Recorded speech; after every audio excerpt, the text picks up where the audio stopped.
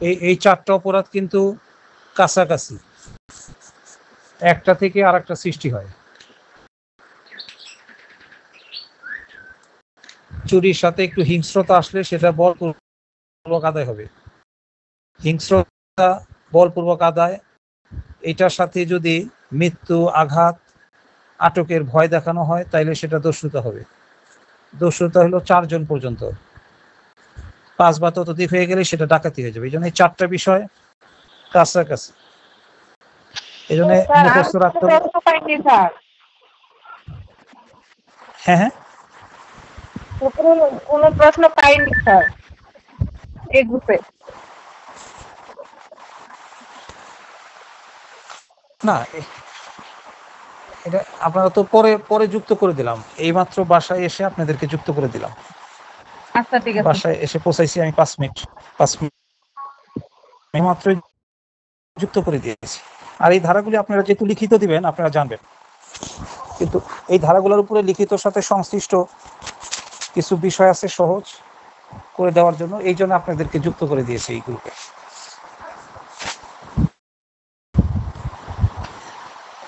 তাহলে এই 4টা অপরাধ একসাথে মুখস্থ করতে হবে। চুরি, বলপূর্বক, এই 4টা একসাথে। এই 4টাকে একটা বক্স বানিয়ে এই বক্সের ভিতরে আটকায় রাখবেন। এই 4টার পরে আরো 4টা অপরাধ আছে, এই 4টা আবার একসাথে করতে হয়, তাহলে কনসেপ্টটা ফুল কনসেপ্ট আসবে না। এই 4টা অপরাধ হচ্ছে অপরাধজনক সম্পত্তি আত্মসাৎ, অপরাধজনক সম্পত্তি আত্মসাৎ, অপরাধজনক বিশ্বাসভঙ্গ, প্রতারণা।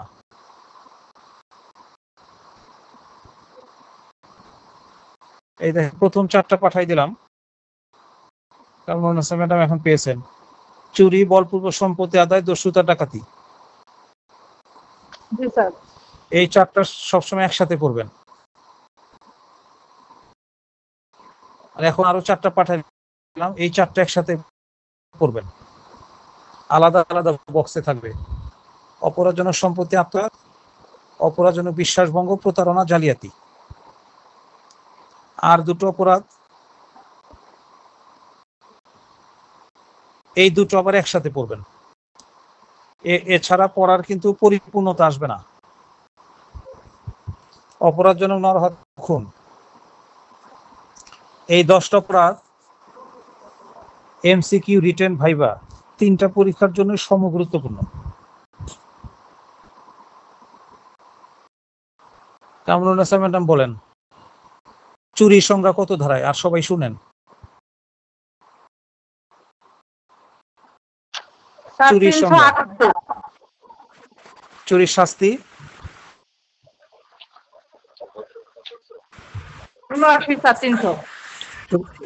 379। বলপূর্বক সম্পত্তি আদায়ের সংখ্যা কত ধারায়? বলপূর্বক আদায় 383। আর শাস্তি 384। দস্যুতার সংজ্ঞা 390, শাস্তি 392। 390 না 91? হ্যাঁ 92 স্যার, 392। আর দস্যুতার শাস্তি হলো 392। ডাকাতির সংখ্যা কত ধারায়? 391, আর শাস্তি 395, আর খুন সহ ডাকাতি 396। এবার পরের বক্সে যান। অপরাধজনক সম্পত্তি আত্মসাতের সংখ্যা কত? 403। শাস্তি 403। 403। এই অপরাধটার সংজ্ঞা এবং শাস্তি একই ধারাতে দেওয়া আছে। কেন দেওয়া? আজকে তো বেশি রাত হয়ে গিয়েছে, সবগুলির সংজ্ঞা এবং শাস্তির ধারা আলাদা, কিন্তু অপরাধজনক সম্পত্তি আত্মসাতের সংজ্ঞা এবং শাস্তি কেন এক ধারায়, এটার একটা কারণ আছে, ব্যাখ্যা আছে। অপরাধজনক বিশ্বাসভঙ্গের সংখ্যা কত ধারায়? স্যার 405 আর শাস্তি 406। আচ্ছা, প্রতারণার সংজ্ঞা? প্রতারণার সংখ্যা হচ্ছে স্যার 415 আর শাস্তি শাস্তি 417।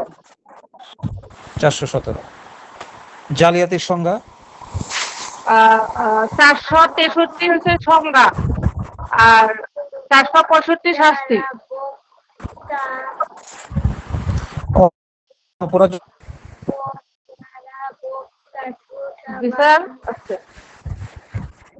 অপরাধজনক নরহত্যা, কালপাবেল হোমিসাইড। অপরাধজনক 299 স্যার।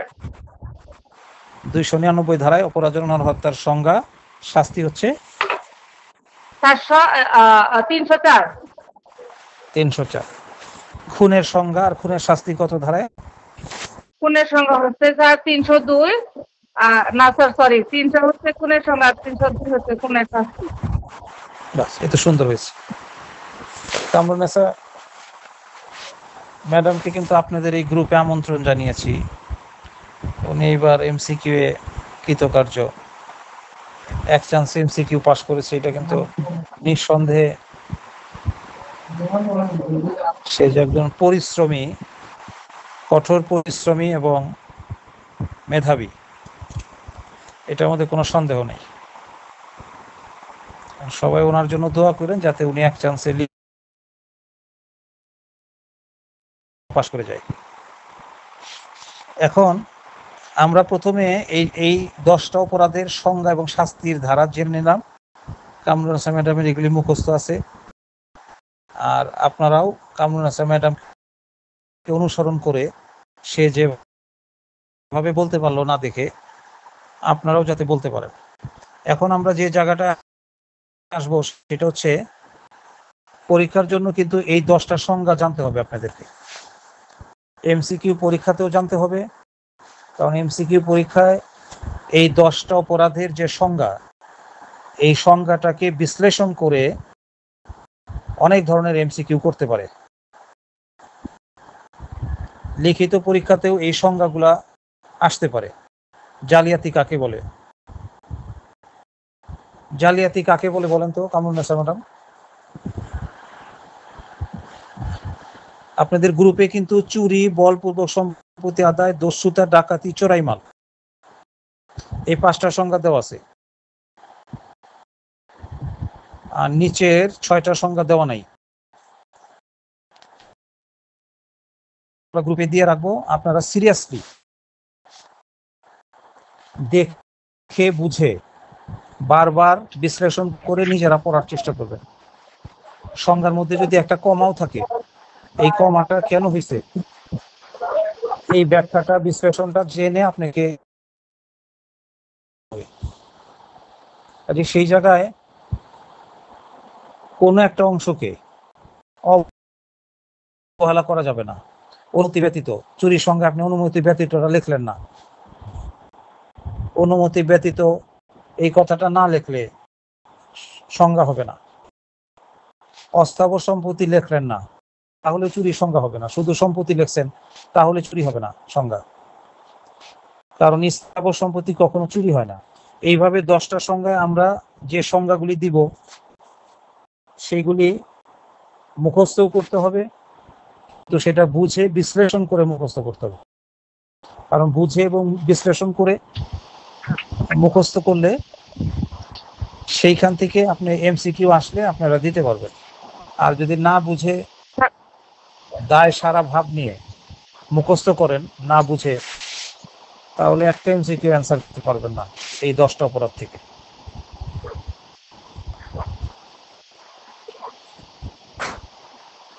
এখন জালিয়াতি বলেন কামরুন্নেসা ম্যাডাম।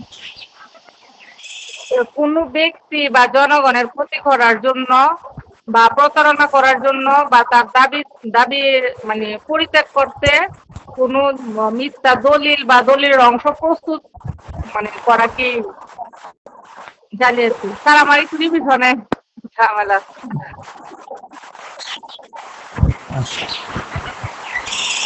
তাও অনেকটাই ভালো বলছেন।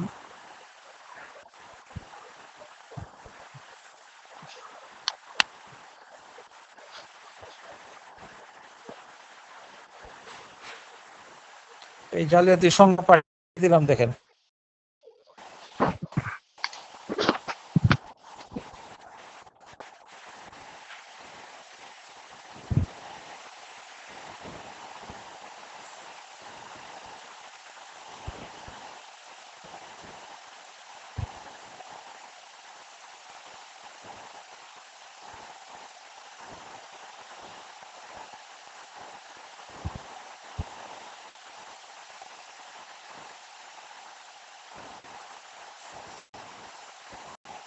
তাহলে জালিয়াতিকে ইংরেজিতে কি বলে?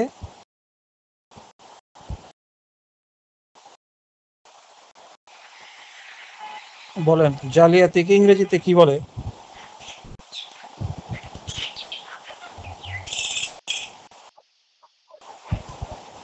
ফরগেরি।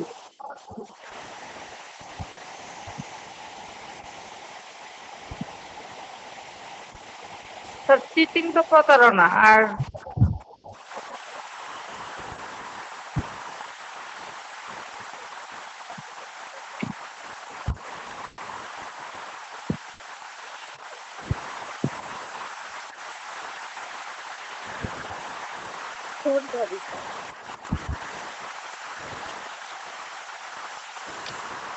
তার ফরগারি।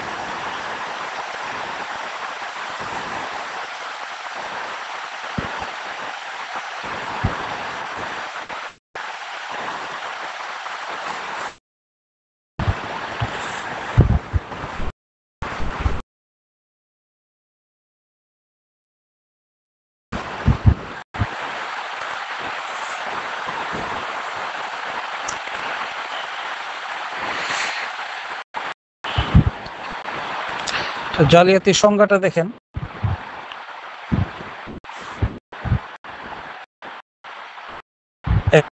একটা সংজ্ঞাটাকে সহজ করার নিয়ম হলো, জালিয়াতি বলতে কোনো ব্যক্তি কর্তৃক অন্য কোনো ব্যক্তি বা জনসাধারণের ক্ষতি সাধন করতে। এরপরে অনেকগুলি বা আছে, এতগুলি বা না বলে জনসাধারণের ক্ষতি সাধন করতে, তারপর সরাসরি চলে যাবেন কোনো দলিল বা দলিলের অংশ প্রস্তুত করাকে বোঝায়। আগে নিয়ম হলো এতটুকু মুখস্থ করা, যে জালিয়াতি বলতে কোনো ব্যক্তি কর্তৃক অন্য কোনো ব্যক্তি বা জনসাধারণের ক্ষতি সাধন করতে কোনো দলিল বা দলিলের অংশ প্রস্তুত করাকে বোঝায়। এই পর্যন্ত যখন চূড়ান্ত ভাবে মুখস্থ হয়ে যাবে তখন বাগুলি মুখস্থ করবেন। ক্ষতি সাধন করতে বা প্রতারণাটা দিলে একটু ভালো হয় না স্যার? হ্যাঁ, দিয়ে দিবেন। একসময় চারটাই দিতে পারবেন, ক্ষতি সাধন করতে বা দাবি বা অধিকার প্রতিষ্ঠিত করতে বা সমর্থন করতে বা চুক্তি সম্পাদনে বাধ্য করতে বা প্রতারণা করতে। আর এখন কামরুল হাসান বলছেন দুইটা আপনি যদি দায়িত্ব নিতে পারেন, দুইটা প্রথমে মুখস্থ করবেন, যে জালিয়াতি বলতে কোনো ব্যক্তি কর্তৃক অন্য কোনো ব্যক্তি বা জনসাধারণের ক্ষতি সাধন করতে বা প্রতারণা করতে কোনো দলিল বা দলিলের।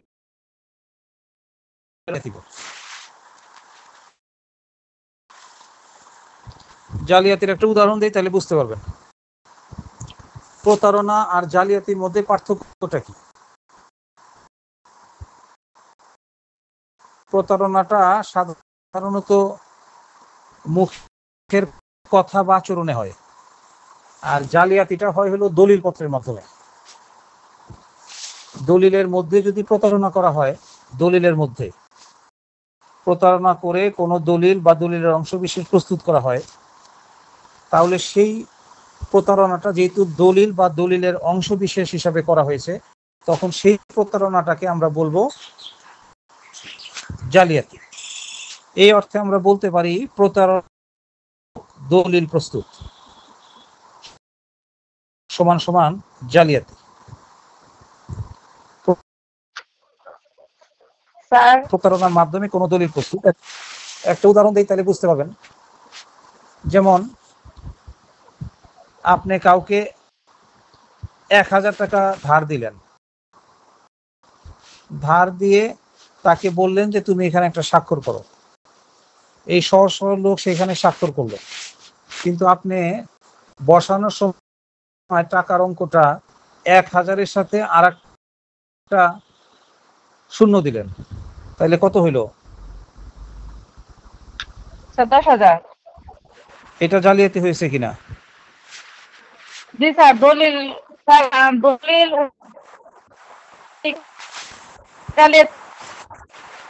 হ্যাঁ, তাহলে এটাই তো জালিয়াতি। তাহলে এই জালিয়াতিটা তো করেছেন আপনি দলিলের মাধ্যমে। দলিল বা দলিলের কোনো অংশ বিশেষ এইভাবে প্রতারণা করে প্রস্তুত করেছেন, কারণ এই লোকটা আপনাকে প্রচন্ড বিশ্বাস। অথবা অনেক সময় অনেকে দেখাইছে 1 লেখা 3টা শূন্যই, কিন্তু চলে যাওয়ার পরে আপনার কাছে স্ট্যাম্প দলিলটা রেখে যাওয়ার পরে আপনি আর একটা শূন্য যোগ করে দিয়েছেন।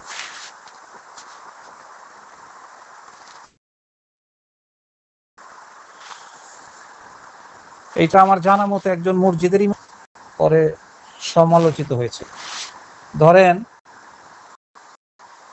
মসজিদের বিভিন্ন সময় তো মানুষ জুম্মার দিনে বিভিন্ন সময় দান খয়রাত করে। কেউ 500 টাকা দিল, সে তখন লিখতো 500ই, কিন্তু রাতের বেলায় উনি গিয়া কি করতো, এই 5-এর পরে একটা দশমিক বসাই দিত। তাহলে কয় টাকা হইল?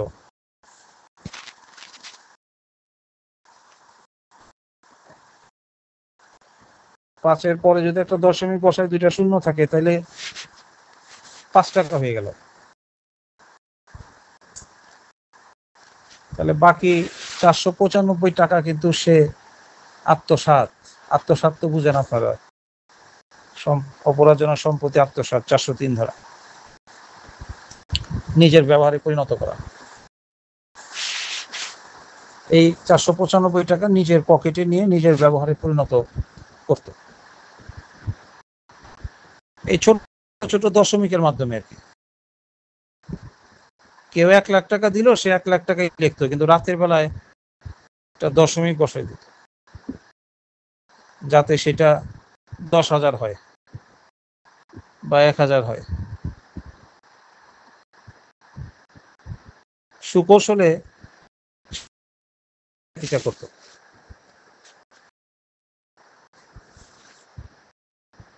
এখন এই যে জালিয়াতিটা, এটার মধ্যে দেখেন ক্ষতি সাধন আছে করার উদ্দেশ্যে। কাজেই প্রতারণা করার উদ্দেশ্যে বা কারো ক্ষতি সাধন করার উদ্দেশ্যে বা কোনো দাবি বা অধিকার প্রতিষ্ঠিত করার জন্য অনেকে কিন্তু এরকম স্বাক্ষরটি জাল করে একটা জাল দলিল সৃষ্টি করে সেই সম্পত্তিটা আমার, এই দাবি বা অধিকার প্রতিষ্ঠা করার চেষ্টা করে জাল দলিল করে। এই জন্য এই সংজ্ঞাটার মধ্যে দেখেন দাবি বা অধিকার প্রতিষ্ঠা করার জন্য, এই কথাটা কিন্তু সংজ্ঞার মধ্যে অন্তর্নিহিত আছে। আগে মুখস্থ করবেন একটা, যে জালিয়াতি বলতে কোনো ব্যক্তি কর্তৃক অন্য কোনো ব্যক্তি বা জনসাধারণের ক্ষতি সাধন করতে বা করার উদ্দেশ্যে বা করার জন্য বা করার লক্ষ্যে, একটা কথা বললেই হলো, কোন দলিল বা দলিলের অংশ বিশেষ প্রস্তুত করা। এই দলিল বা দলিলের অংশ বিশেষ প্রস্তুত করা, এইটা হলো ইম্পর্টেন্ট কথা। বেশি বাবা মনে রাখতে গিয়ে যদি শেষে কোন দলিল বা দলিলের অংশ বিশেষ প্রস্তুত করা এই কথাটাই না থাকে, তাহলে এত বাবা দিয়ে কিন্তু কাজ হবে না। বাবার মতন বাবা একজন থাকলেই যথেষ্ট।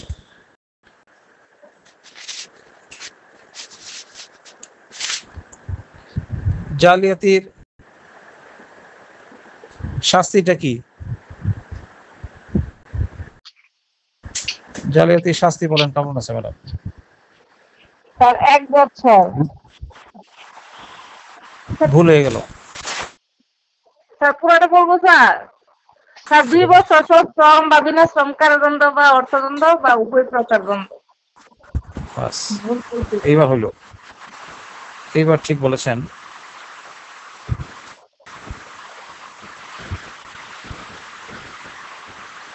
আচ্ছা, এখন আমরা এখানে কয়টা অপরাধ বলেন তো মুনিয়া আক্তার, এখানে কয়টা অপরাধ নিয়ে আজকে আমাদের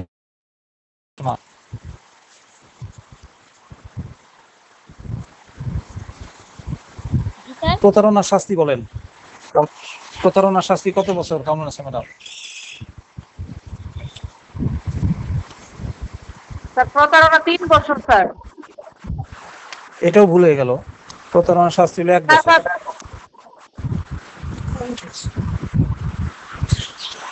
দেশটা কিন্তু উল্টা নিয়মে চলতেছে।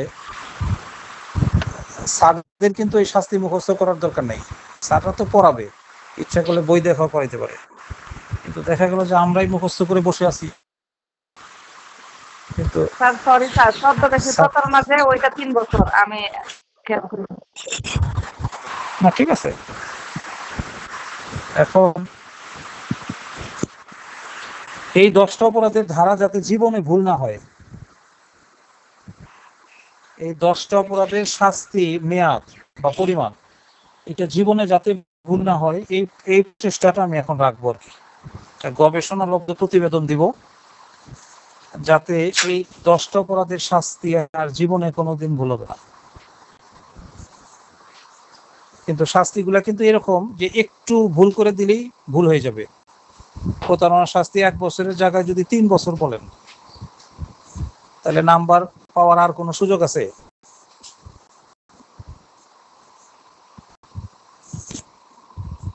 নিজেই তো আইনটাকে লঙ্ঘন করে।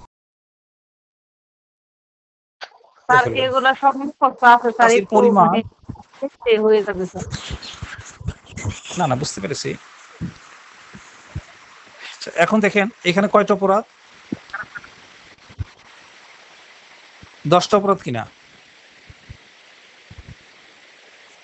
শাস্তিগুলি 10টা অপরাধের শাস্তি একবারে মুখস্থ করবেন।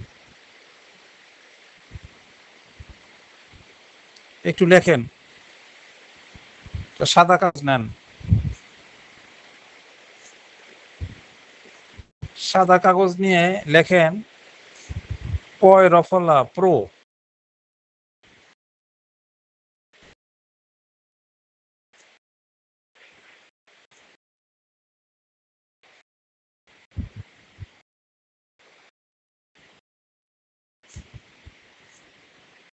এই যে পাঠিয়েছি দেখেন, প্রো মানে কি বলেন তো? প্রতারণা। তাহলে প্রতারণা শাস্তি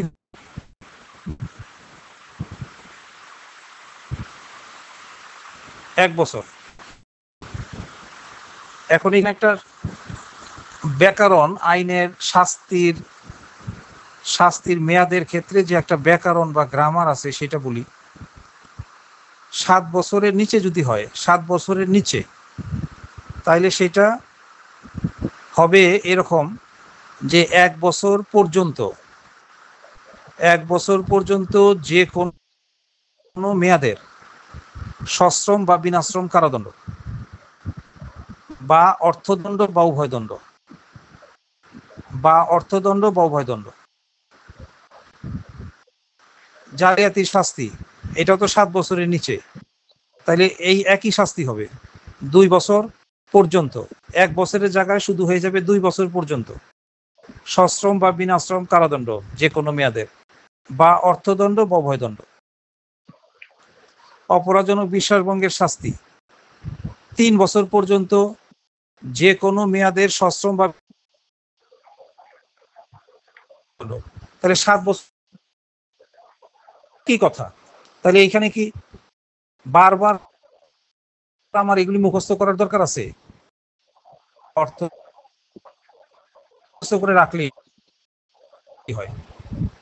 কারণ এগুলি যদি সবসময় আমরা মুখস্থ করতে থাকি, মনে রাখতে থাকি, তাইলে কিন্তু 1 বছরের জায়গায় বলবো 2 বছর, 2 বছরের জায়গায় বলবো 3 বছর, 3 বছরের জায়গায় বলবো 5 বছর বা 7 বছর।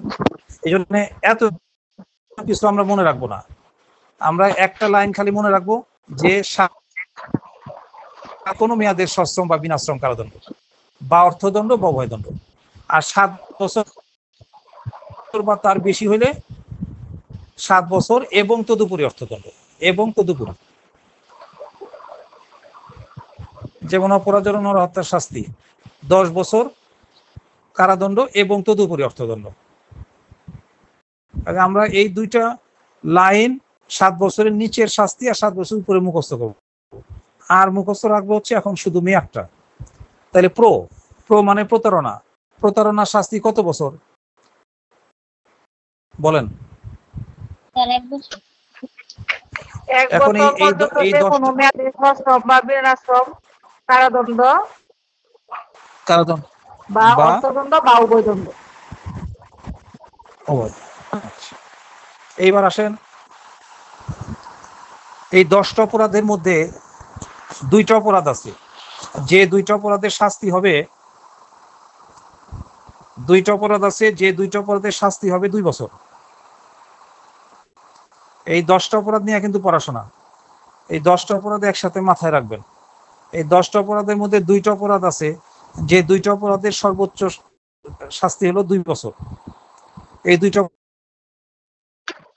সূত্র মনে রাখেন। সজা দন্ত স জয়াকার সজা, দন্ত সতে হলো সম্পত্তি আত্মসাৎ, অপরাধজনক সম্পত্তি আত্মসাৎ, এটার শাস্তি কত বছর? 7 বছর পর্যন্ত যে কোনো মেয়াদের সশ্রম বা বিনাশ্রম কারাদণ্ড বা অর্থদণ্ড। আর যাতে কি জালিয়াতি কি?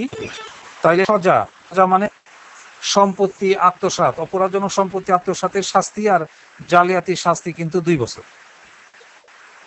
তাহলে এখন আবার মুখস্থ করি। প্র মানে প্রতারণা, প্রতারণার শাস্তি কত বছর?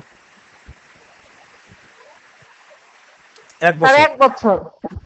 এই পরের গুলা কিন্তু আর মুখস্থ করার দরকার নাই, কারণ 7 বছর পর্যন্ত সবগুলি একই কথা।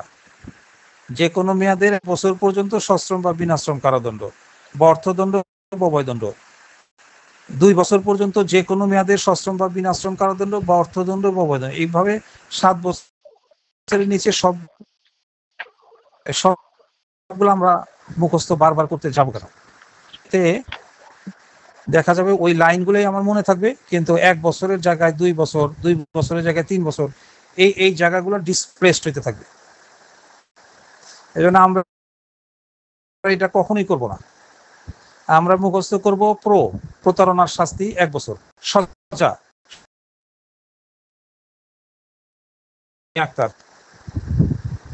পানিশমেন্ট হয়েছে এই পরীক্ষা না দেওয়ার কারণে।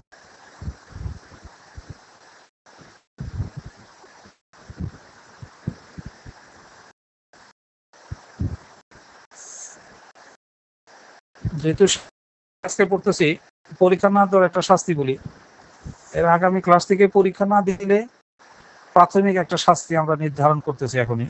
এই শাস্তিটা আমার এই মুহূর্তে ব্রেনে আসছে যে আপনি যদি এই শুক্রবার আরেকটা পরীক্ষা হবে, দ্বিতীয় পরীক্ষা, প্রতি শুক্রবার বাধ্যতামূলকভাবে একটা করে পরীক্ষা হবে।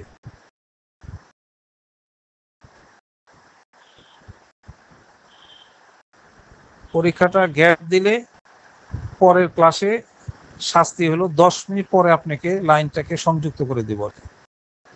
10 মিনিট আপনারা আর আমার কথা শুনতে বা এই গ্রুপে যুক্ত থাকতে পারেন না। ঠিক 10 মিনিট পরে যুক্ত করে দেবে।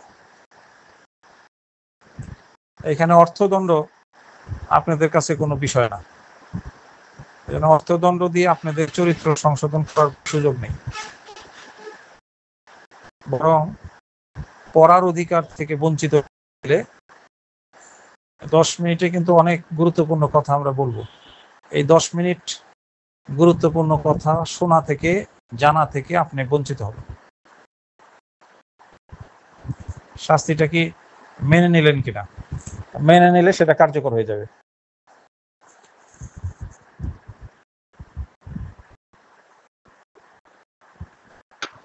স্যার কিসের পরীক্ষা?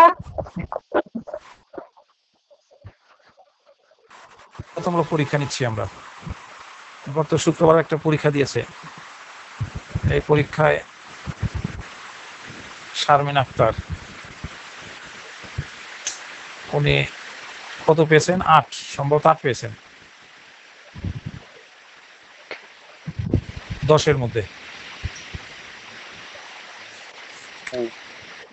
আশিকুর রহমান এখন পর্যন্ত ভাইবা পরীক্ষায় আসেন নাই, বা আমরাও নিতে পারিনি। ভাইবা ছাড়া তার প্রাপ্ত নম্বর 7।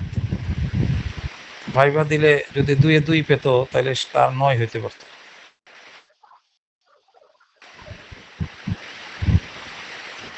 বা শারমিন ম্যাডামের মতন 1 পাইলে 8 হইতে পারত।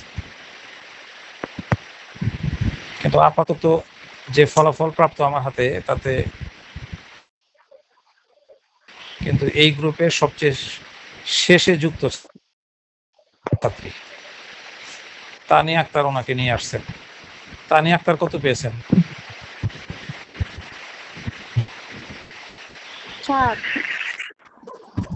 কত পেয়েছেন? 7।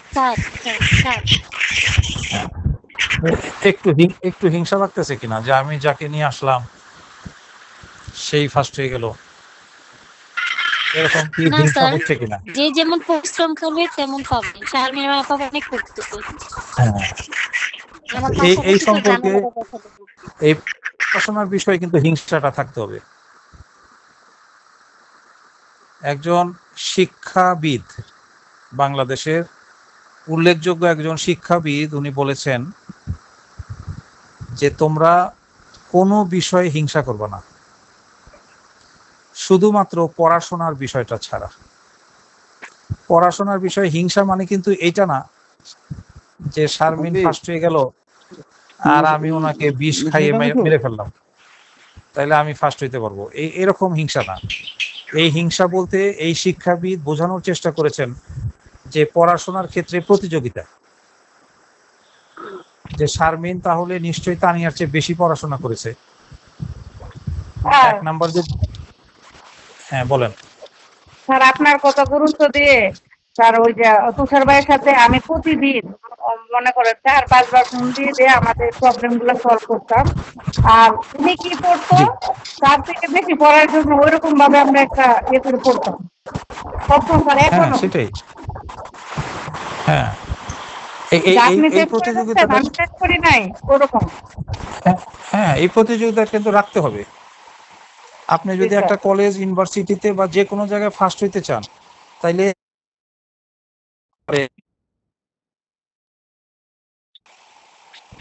যে সে কত ঘন্টা পড়ে, যদি দেখেন সে প্রতিদিন 4 ঘন্টা পড়ে, তাহলে আপনাকে পড়তে হবে 5 ঘন্টা। সে যদি 5 ঘন্টা পড়ে, আপনাকে পড়তে হবে 6 ঘন্টা। এই যে প্রতিযোগিতামূলক হিংসা, এইটা কিন্তু থাকতে হবে। এই হিংসাটা অপরাধ না, কারণ এটার মাধ্যমে তো কারো ক্ষতি হলো না। এই জন্য শারমিন আক্তারকে পড়াশোনার ক্ষেত্রে সবাই হিংসা করেন, যে আগামী পরীক্ষায় যাতে আমরা শারমিন ম্যাডামের চেয়েও বেশি নাম্বার পেতে পারি। যাক, আমরা পড়ায় ফিরে আসি। তাইলে বলেন, প্রো মানে প্রতারণা শাস্তি 1 বছর, আর সজা মানে কি? সম্পত্তি আত্মসাৎ আর জালিয়াতি, এই দুইটার শাস্তি হলো 2 বছর।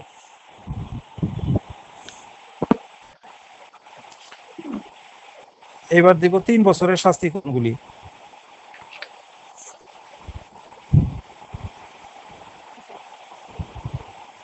এই 10টা অপরাধের মধ্যে কোন 3টা অপরাধের শাস্তি 3 বছর সেটা আমি পাঠিয়ে দিছি। সূত্রটা দেখেন, চুব্বি। চুব্বি, এই চুব্বির মিনিংস কেউ বলতে পারবেন? কামরুল হাসানের বেশি আর্টস আছেন, তানিয়া আক্তারের সুযোগ দেন। তানিয়া আক্তার কিন্তু আপনার মতোই মেধাবী। চুব্বির ফুল মিনিংসটা বলেন তানিয়া আক্তার। চুতে কি? 379 চুতে শাস্তি 3 বছর। বতে কি? 384 বছর শাস্তি 3 বছর। আর বিতে হলো বিশ্বাসভঙ্গ, অপরাধজনক বিশ্বাসভঙ্গ। বিশ্বাসভঙ্গী শাস্তি 3 বছর। তাইলে ঠিকই বলেছে তানিয়া আক্তার। দেখেন, তাইলে চুরি শাস্তি 3 বছর। বতে হলো বলপূর্বক সম্পত্তি আদায়, বতে হলো বলপূর্বক সম্পত্তি আদায়, এটা শাস্তি 3 বছর। বিতে হলো বিশ্বাসভঙ্গ, মানে অপরাধজনক বিশ্বাসভঙ্গ। এই বিশ্বাসভঙ্গ বা অপরাধজনক বিশ্বাসভঙ্গের শাস্তি 3 বছর। তাহলে চুব্বি, এইটা এই 3টা অপরাধের শাস্তি হলো 3 বছর। তাহলে এখন পর্যন্ত আমার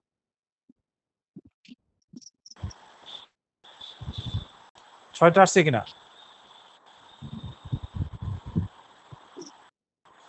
জি স্যার। 6টা শাস্তি আসছে। 6টা শাস্তি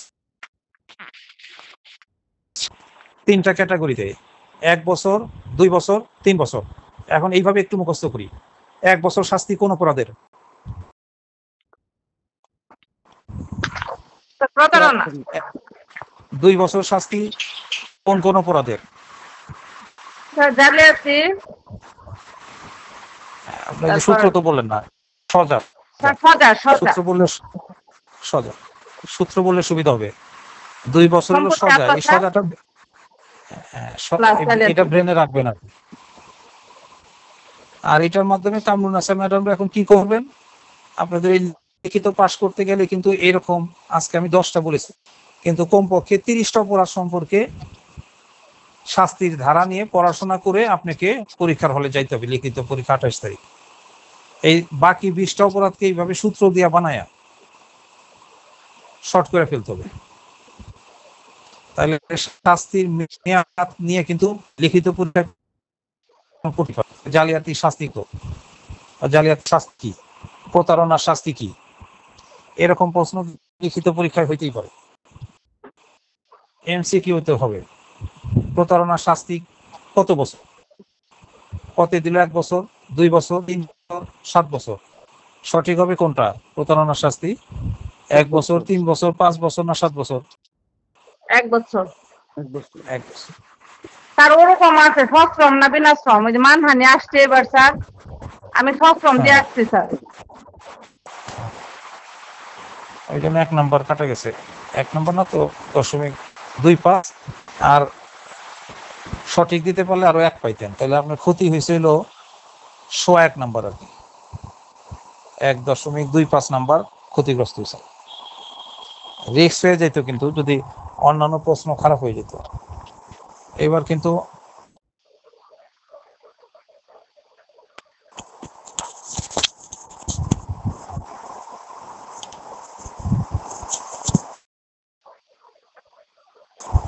এখানে শাস্তির মেয়াদ গুলা খুব সতর্ক ভাবে মুখস্থ করে বলেন। 3 বছর কোন অপরাধের? কয়টা অপরাধের শাস্তি 3 বছর? স্যার চুরি, চুক্তি, চুরি, সম্পত্তি আদায়, বিশ্বাসভঙ্গ, সম্পত্তি আদায়। সুন্দর।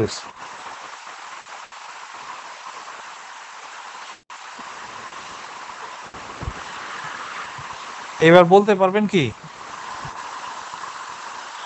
যে দস্যুতার শাস্তিটা কি? স্যার দস্যুতার শাস্তি হচ্ছে স্যার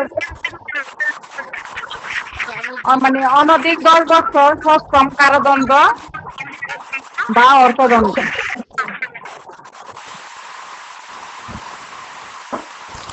দস্যুতার শাস্তি পাঠিয়েছি, দেখেন আপনাদের গ্রুপে চলে আসছে। ত মানে দস্যুতা, 10 দস্যুতার শাস্তি 10/14 বছর। দস্যুতার শাস্তি 10/14 বছর। যেহেতু 10/14 বছর, তাহলে এখানে তদুপরি অর্থদণ্ড হবে। এখন এখানে 10 আর 14 দুইটা হইলো কেন? যদি শুধু দস্যুতার শাস্তি আসে, হ্যাঁ বলেন বলেন। রাজপথে সূর্যাস্ত ও সূর্যোদয়ের মধ্যবর্তী সময় যেটা, সেটা 14 বছর হবে। 14 বছর। আর এমনি তাহলে শুধু দস্যুতার শাস্তি হলো 10 বছর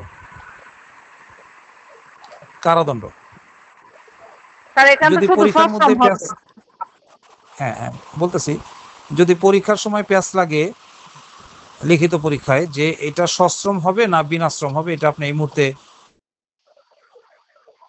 তাইলে শুধু কারাদণ্ড লিখে দিবেন। কারণ কারাদণ্ডের 2 ধরন আছে, তার মধ্যে একটা হলো সশ্রম আর একটা বিনাশ্রম। কিন্তু যেই জায়গায় সশ্রম হবে সেই জায়গায় যদি আপনি বিনাশ্রম শুধু আছে সেই জায়গায় সশ্রম, তাহলে তো মারাত্মক ভুল হবে। তাহলে যদি সন্দেহ থাকে তাহলে শুধু লিখবেন 10 বছর কারাদণ্ড। আর যদি নিশ্চিত হন যে 10 বছর সশ্রম কারাদণ্ড, তাহলে সশ্রম কথাটা লিখবেন। আর নাহলে কিন্তু ভুল হয়ে যাওয়ার একটা মারাত্মক সম্ভাবনা থাকবে। তাহলে দস্যুতার শাস্তি হলো 10 বছর কারাদণ্ড। সশ্রম বিনাশ্রম এগুলো আমরা পরে মুখস্থ করব, আগে হলো মূলটা কত বছর, এইটা আগে মুখস্থ করতে হয়। তাহলে দস্যুতার শাস্তি হলো 10 বছর। আর যদি রাজপথে, এখন তো আর রাজপথ নাই, বঙ্গভবনের সামনে গুলিস্তান, ওইটাই হলো আমাদের বঙ্গভবন বা রাজপথ। এখন রাজপথ বলতে আসলে এখন মহাসড়ক বা যে কোনো হাইওয়ে রোড বা যেখান থেকে গাড়ি ঘোড়া চলে সেটাই বোঝানো হয়েছে আর কি। কিন্তু যখন এই ব্রিটিশরা এই আইনটা করে তখন রাজা প্রথা ছিল আর কি। রাজা আর বাদশার মধ্যে পার্থক্য কি?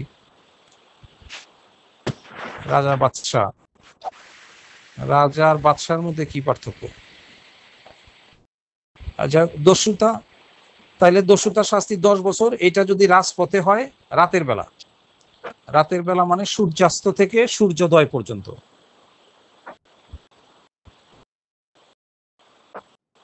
আল কোরআনে তো বলা আছে যখন অন্ধকার রাত আসবে।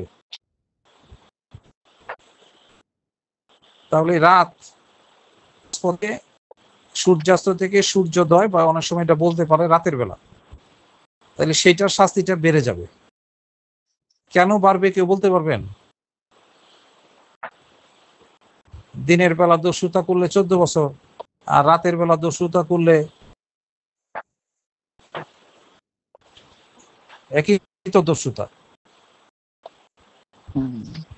রাতের বেলায় দস্যুতা করলে আরো 4 বছর শাস্তি বাড়ায় দেওয়া হয়েছে, 10 বছরের জায়গায় 4 বছর। কিন্তু কেন, ম্যাডাম বলেন, রাতের বেলায় কেন 4 বছর বাড়ায় দেওয়া হয়েছে? আর নির্জন থাকে রাস্তাঘাট, ওইরকম এই জন্য। জি, নির্জন থাকে, ওই সময় নিরাপত্তার জন্য পুলিশ এত বেশি পাওয়া যাবে না, লোকজন থাকে না, যার ফলে দস্যু যে ভয় দেখাবে সেই ভয়ে বেশি আবির্ভূত হবে কিনা, এবং রাতের বেলায় দস্যুতা কিন্তু আর একটু ভয়ঙ্কর প্রকৃতির হবে, আপনারা মেরেও ফেলতে পারে টাকা পয়সা না দিলে।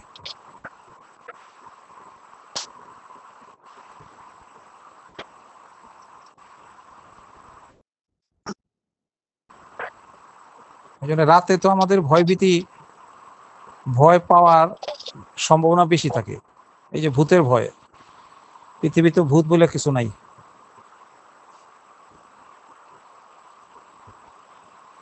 কিন্তু তারপরও আমাদের ভিতরে ভূতের ভয় আছে। এই ভূতের ভয় কি আমরা দিনে বলেন কখন বেশি ভয় লাগে? ভূতের ভয় রাতের বেলা। রাতে। রাতটা কিন্তু আসলে ভয়ঙ্কর। যে কোনো অসুখ বিসুখও দেখবেন রাতের বেলায় বাড়ে। কাশি বলেন, ঠান্ডা বলেন, জ্বর বলেন, রাত যত গভীর হবে জ্বর তত বাড়ে। দিনের বেলায় দেখবেন আবার স্বাভাবিক থাকতেছে।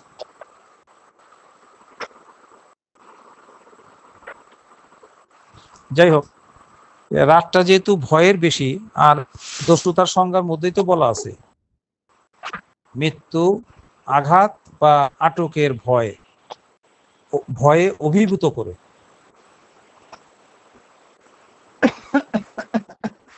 তাহলে দস্যুতার শাস্তি পাওয়া গেল। ডাকাতির শাস্তি কি বলেন?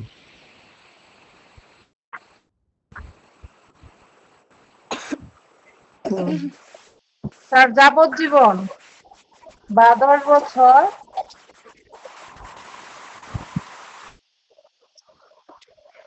ডাকাতির সংক্ষিপ্ত শাস্তি পাঠাইছি, দেখেন।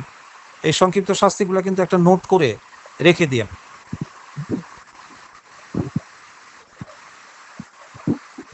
ডাকাতির শাস্তি দেখেন, যা যা মানে কি? যাবজ্জীবন কারাদণ্ড। তাহলে ডাকাতির শাস্তি যাবজ্জীবন কারাদণ্ড হইতে পারে, বা 10 বছর পর্যন্ত কারাদণ্ড। সশ্রম বিনাশ্রমে আগে নিলাম না আপনাদেরকে। 10 বছর পর্যন্ত কারাদণ্ড এবং তদুপরি অর্থদণ্ড। উপরে হইলেই তো তদুপরি অর্থদণ্ড হবে। তদুপরি মানে এছাড়াও, অধিকন্তু। তাহলে ডাকাতি শাস্তি। আর আমরা আজকে যে শাস্তিগুলো দিচ্ছি দেখেন একদম ধারাবাহিকভাবে কিন্তু ছোট থেকে বড়। 1 বছর, 10টা অপরাধের শাস্তি হলো 1 বছর, 2 বছর, 3 বছর, 10 বছর বা 14 বছর, যাবজ্জীবন কারাদণ্ড মানে 30 বছর। যাবজ্জীবন কারাদণ্ড হলো 30 বছর, যাবজ্জীবন কারাদণ্ড বা 10 বছর। এবার আমরা আসবো অপরাধজনক নরহত্যার শাস্তি। অপরাধজনক নরহত্যার শাস্তি কি? স্যার এখানে আমি প্রশ্নের মধ্যে মানে 2টা শাস্তি পাইছি অপরাধজনক নরহত্যার। স্যার যদি স্যার মানে হত্যার অভিপ্রায় থাকলে একটা আর কি, একটা অভিপ্রায় না থাকলে। স্যার আপনি তো আগে করেছিলেন স্যার একটা, এখন কি ওইটাই দিব নাকি ওই 2টা দিতে হবে? না, যদি আপনি শাস্তি 2টা লেখেন, পরীক্ষা যদি আপনাকে প্রশ্ন করে অপরাধজনক নরহত্যার শাস্তি কি, তাহলে কিন্তু আপনি 2টাই লিখতে হবে। জি স্যার, মানে 2টা হত্যার লেখা অভিপ্রায় ছাড়া তো, থাকলে হচ্ছে। জি জি জি, কারণ 2টা ছাড়া তো আপনি পরিপূর্ণ শাস্তিটা হবে না। পরিপূর্ণ শাস্তি যদি লিখতে চান তাহলে 2টাই দিতে হবে। একটা হলো হত্যার ইন্টেনশন থাকলে বা অভিপ্রায় উদ্দেশ্য থাকলে, আর একটা হলো না থাকলে। তাহলে ইন্টেনশনটা থাকলে তো শাস্তিটা অবশ্যই একটু বেশি হবে। জি স্যার, যাবজ্জীবন বা 10 বছর এবং অর্থদণ্ড। তাহলে এখন আমরা কি লিখবো? অপরাধজনক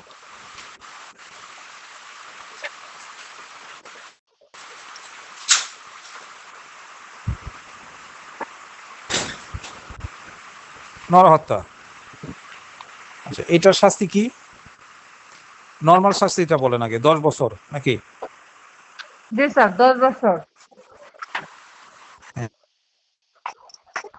10 বছর। আর ক্ষেত্র মতে কত? যাবজ্জীবন। জি স্যার।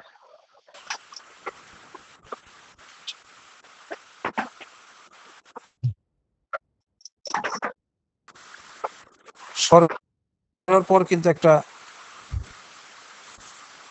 বিন্দুর মতন দেখতেছেন, অন অন মানে হলো অপরাধজনক নরহত্যা।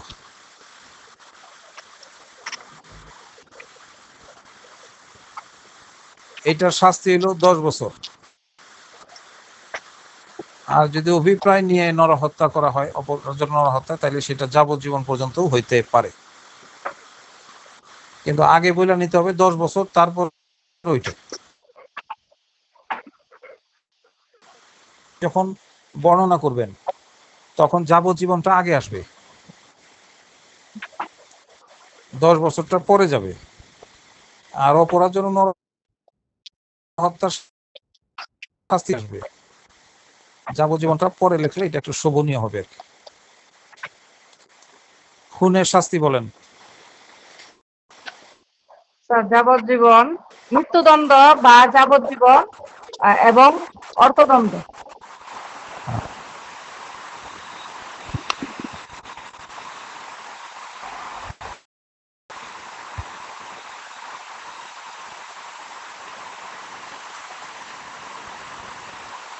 এই যে খুনের শাস্তির সূত্র পাঠাইলাম। মৃ মানে হলো মৃত্যুদণ্ড। অবশ্য খুনের শাস্তি হলো মৃত্যুদণ্ড হইতে পারে বা যাবজ্জীবন হইতে পারে।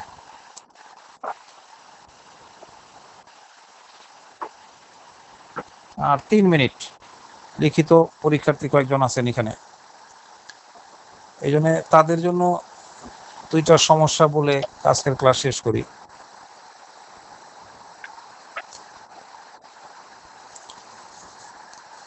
আমাদের পরীক্ষায় যে সমস্যামূলক প্রশ্নগুলি আসে, সমস্যা ও সমাধান, কেস স্টাডি, লিখিত পরীক্ষার জন্য দণ্ডবিধি থেকে, এটা ক্যাটাগরিতে ভাগ করে ফেলতে হবে। প্রথম 1 নম্বর হচ্ছে অপরাধজনক নরহত্যা ও খুন। এই চ্যাপ্টারটা থেকে সমস্যা আসতে পারে। 2 নম্বর হচ্ছে দস্যুতা থেকে সমস্যা সমাধানমূলক প্রশ্ন আসতে পারে। সব অধ্যায় সব বিষয় থেকে কিন্তু সমস্যার সমাধান আসবে না। এক হলো অপরাধজনক নরহত্যা ও খুন। কাজে এই অপরাধজনক নরহত্যা এবং খুন সম্পর্কে যে ধারা 99 এবং 300, এই 2টা ধারা খুব ভালো করে পড়া না থাকলে, এই 2টা ধারার মধ্যে যদি কোনো ব্যতিক্রম থাকে, কোনো ব্যাখ্যা থাকে, কোনো উদাহরণ থাকে, ব্যাখ্যা, ব্যতিক্রম, উদাহরণ, শর্ত, এই সব কিছু নিয়ে পর্যাপ্ত পড়াশোনা করলে আপনি কেস বা সমস্যা সমাধানগুলি করতে পারবেন।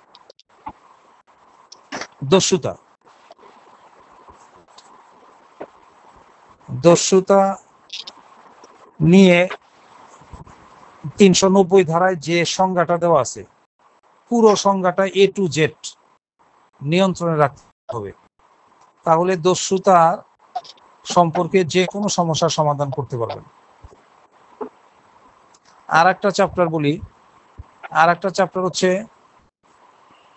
সাধারণ ব্যতিক্রম।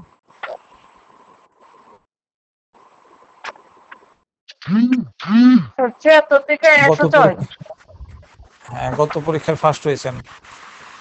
এই সাধারণ ব্যতিক্রম কোথায় আছে বলেন তো? দণ্ডবিধির কত থেকে কত ধারা? 76 থেকে 106।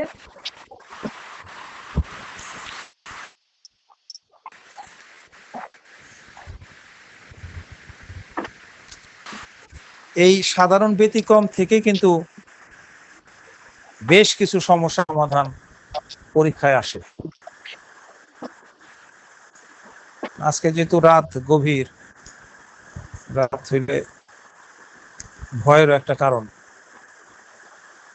বেশিরভাগ লোক দেখবেন স্ট্রোক, হার্ট অ্যাটাক করে রাতে বেলা। যারা বয়স্ক আছে বেশিরভাগ লোক মৃত্যুবরণ করে রাতের বেলায়।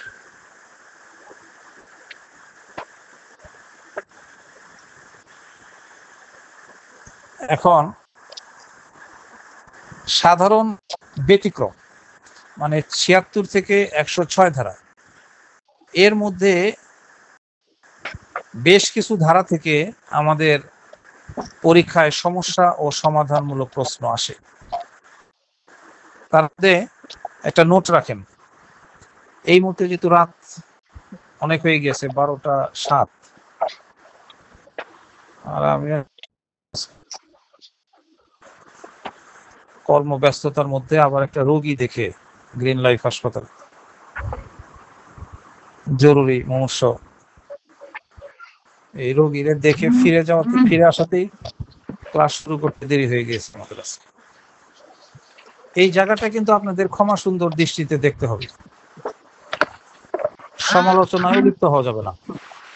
সমালোচনা লিপ্ত হইলে অন্য স্যার আছে, তাদের কাছে পড়ার সুযোগ আছে আপনাদের। তাহলে এই জায়গাটায় আমরা এখন যে দুইটা সমস্যা বলবো, একটা হলো ৮৮ ধারা আর একটা হলো ৯৩ ধারা। একটু নোট রাখেন তানিয়া আক্তার।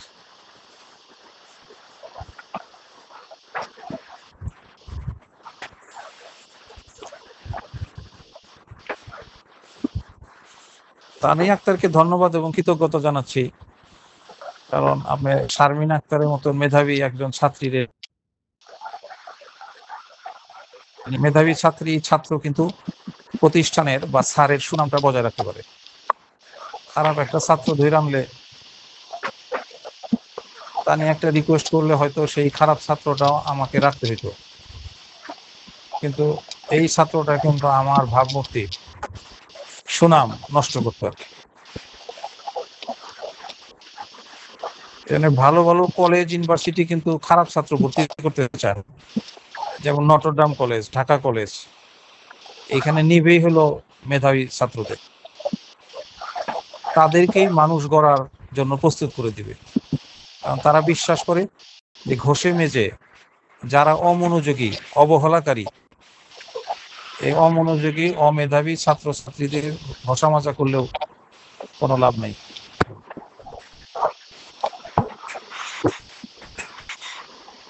ভালোরাই ভালো করতে পারে, এই নীতিতে আইডিয়াল স্কুল,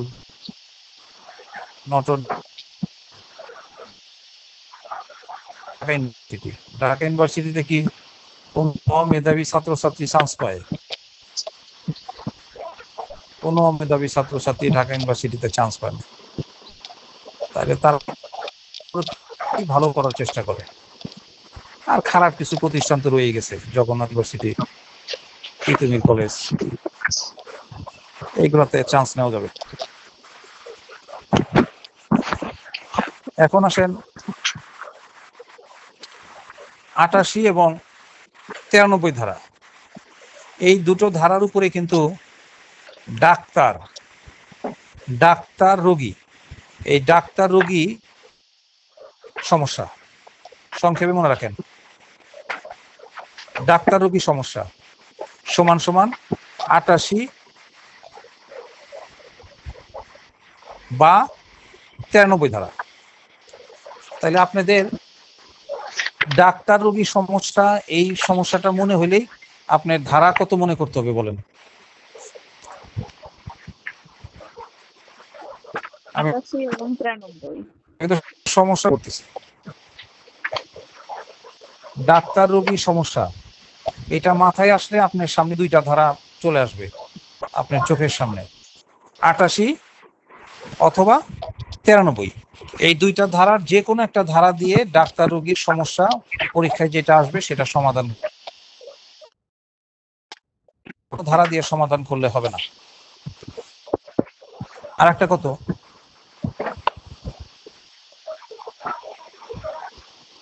৯৩। তাহলে এক সময় তো আমরাও ছাত্র ছিলাম, আমরা যখন অ্যাডভোকেট হয়েছি ২০০৩ সনে, কিন্তু আমাদের এমসিকিউ ছিল না, তবে লিখিতটা ছিল।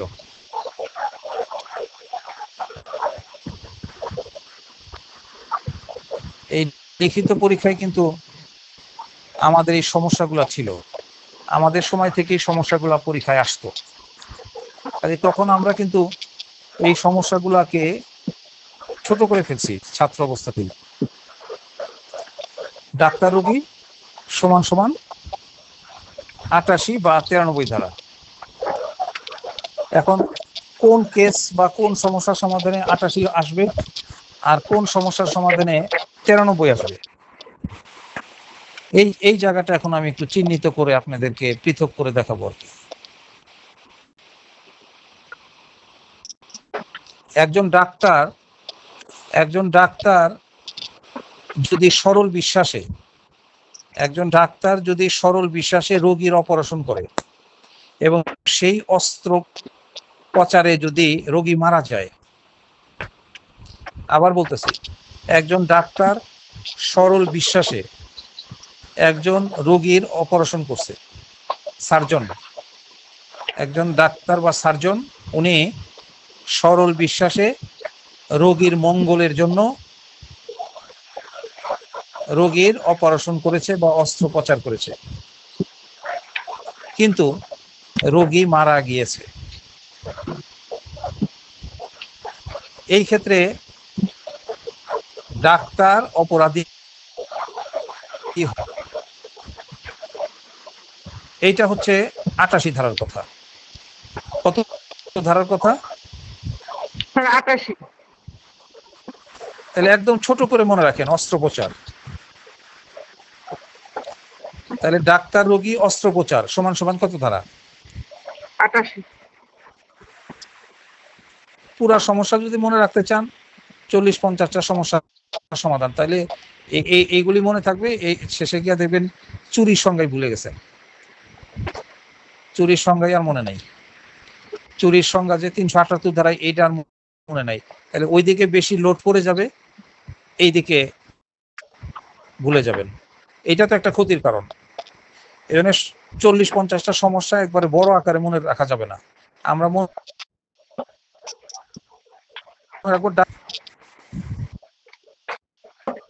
সমস্যাটা দিবে, এখন বলি এইভাবে একটা সমস্যা দিতে পারে যে একজন ডাক্তার কাছে একজন রোগী আসলো পেটে ব্যথা নিয়ে। এই পেট ব্যথা রোগীকে জোর, এখন ডাক্তার সরল বিশ্বাসে রোগীর মঙ্গলের জন্য তাকে অস্ত্রোপচার করেছে বা অপারেশন করেছে, কিন্তু রোগী মৃত্যুবরণ করেছে। এই ক্ষেত্রে ডাক্তার দায়ী হবে না। কত ধারার বিধান অনুযায়ী দায়ী হবে না? 88। এই যে সাধারণ ব্যতিক্রমের মধ্যে পড়ছে। সাধারণ ব্যতিক্রম কত ধারা, কত থেকে কত ধারা বলছেন কামরুন্নেসা ম্যাডাম? 76 থেকে 106। 73 না 76? 76। 75 পর্যন্ত তো দণ্ডসমূহ বা শাস্তি। 73 ধারাটা চলে যাবে শাস্তির চ্যাপ্টারে, শাস্তি। আর 76 থেকে 106। আমি 76ই বলছি। আচ্ছা, 76ই বলছেন। তাহলে এই 76 থেকে 106 সাধারণ ব্যতিক্রম। সাধারণ ব্যতিক্রম মানে কি বলেন তো? এগুলোকে কেন সাধারণ ব্যতিক্রম বলা হয়েছে? অপরাধ হিসেবে গণ্য হবে না স্যার। অপরাধ করলেও অপরাধ হিসেবে গণ্য হবে না। কথাটা কিন্তু মারাত্মক ভুল বলে ফেলেন কামরুন্নেসা ম্যাডাম। অপরাধ করলেও অপরাধ হবে না।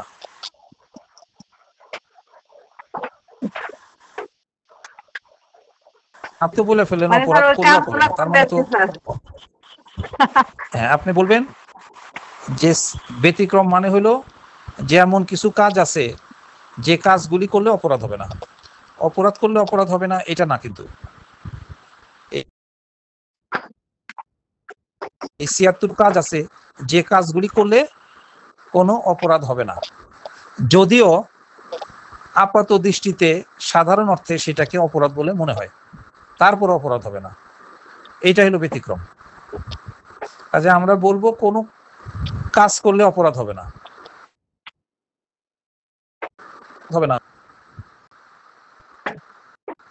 এই কথাটা আর জীবনে আমরা কখনো বলবো না। জি স্যার। তাহলে ডাক্তার এখানে কি কাজ করছে বলেন তো? স্যার অস্ত্রোপচার করেছি স্যার। অস্ত্রোপচার করাটা কি রোগীর একটা কাজ সম্মতি না? সহকারে। জি স্যার। অস্ত্রোপচার করাটা একটা কাজ কিনা? জি স্যার। এখন আপাত দৃষ্টিতে আপনার মনে হচ্ছে কি যে অপারেশন করতে গিয়ে ডাক্তার রোগী মেরে ফেলছে, তাহলে হয়তো ডাক্তার দায়ী হবে। কিন্তু 88 ধারা কি বলবে? ব্যতিক্রমে কি বলবে? যে ডাক্তার দায়ী হবে না। কেন হবে না? 88 ধারার ব্যাখ্যায় কি বলছে? এবার ব্যাখ্যাটা শুনেন। 88 ধারায় বলছে যে যদি কোনো ব্যক্তি সরল বিশ্বাসে কারো কোনো মঙ্গল করার জন্য, যদি কোনো ব্যক্তি সরল বিশ্বাসে কারো মঙ্গল করার জন্য কোনো কাজ করে, তাহলে সেই কাজটা অপরাধ হিসাবে গণ্য হবে না। কি বলছে একজন বলেন? অপরাজিতা। কোনো ব্যক্তির, স্যার আমি আমার মতো করে বলি স্যার। বল। স্যার কোনো ব্যক্তির মৃত্যু ঘটানোর অভিপ্রায় ছাড়া ওই ব্যক্তির মঙ্গলার্থে সরল বিশ্বাসে সম্মতি সহকারে কোনো কাজ করলে অপরাধ হিসেবে গণ্য হবে না। হবে না, হ্যাঁ এটাও হবে যে যদি মৃত্যু ঘটানোর অভিপ্রায় ছাড়া সরল বিশ্বাসে কারো মঙ্গল করার জন্য কোনো কাজ করা হয়, তাহলে সেই কাজের জন্য তাকে দায়ী করা যাবে না। হ্যাঁ, তাহলে এখানে একটু খেয়াল করে দেখেন ডাক্তার কি সরল বিশ্বাস অপারেশন করছে কিনা, রোগীর মঙ্গলের জন্য কিনা। ডাক্তার তো চাইছিল রোগীকে বাঁচাইতে, স্যার এই জন্য রোগীকে কি স্যার সুস্থ করতে। হসপিটালের বন্ধই নেই স্যার, সম্মতি নেই যে মারা গেল, কোনো দায়বদ্ধতা নাই। হ্যাঁ, সম্মতিটা নেই এই কারণে। আনারে তো আপনি গিয়া বলবেন যে জোর করে আমাকে অপারেশন থিয়েটারে নিয়ে গেছে, জোর করে টাকার জন্য আমার অপারেশন করছে, ভুল চিকিৎসা করে মেরে ফেলছে। মানুষ ভালো হইলে কিন্তু ভালো হয়ে যায়। তাহলে মানুষের চেয়ে খারাপ কিন্তু আর কোনো প্রাণী নেই। মানুষ যদি প্রতারক হয়ে যায়, মানুষ যদি জালিয়াতি হয়ে যায়, মানুষ যদি মিথ্যাবাদী হয়ে যায়, তাইলে দেখবেন বিশেষ করে স্ত্রী পরিত্যাগ করে স্বামী, এরকম যদি পরিচয় থাকে আপনাদের বা জানাশোনার মধ্যে থাকে, তাইলে দেখবেন এই স্ত্রী সম্পর্কে এই স্বামী, আগের স্বামী অনেক আজে বাজে কথা বললা বেড়াবে আর কি, যে এই মেয়ে দুশ্চরিত্রা, সে হোটেলে হোটেলে থাকে, মানে কি কি যে বইরা বেড়াবে, এগুলি মানে শোনাটাও একটা পাপ। কিন্তু ওই স্বামী কিন্তু ঠিকই এই অপপ্রচার গুলা বলে বেড়াবে। তখন ওই আগের স্ত্রী বুঝতে পারবে যে আসলে স্বামী যে কত খারাপ হইতে পারে। তখন সেই এমন কথাবার্তা সমাজে অপপ্রচার করে বেড়াইতে থাকবে। এই জন্য এটা আল্লাহ বুঝেছেন।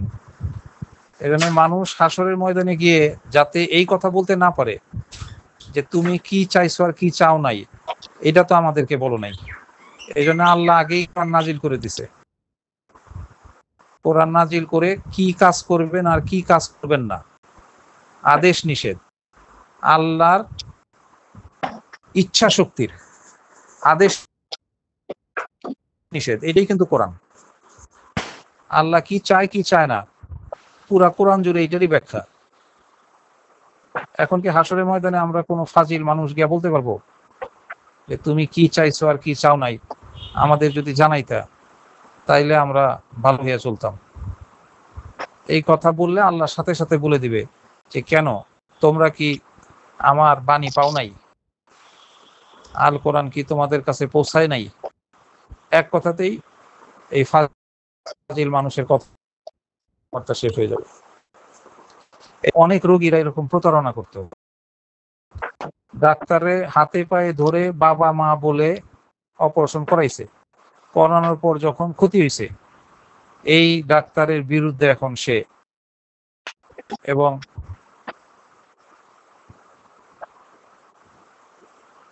এই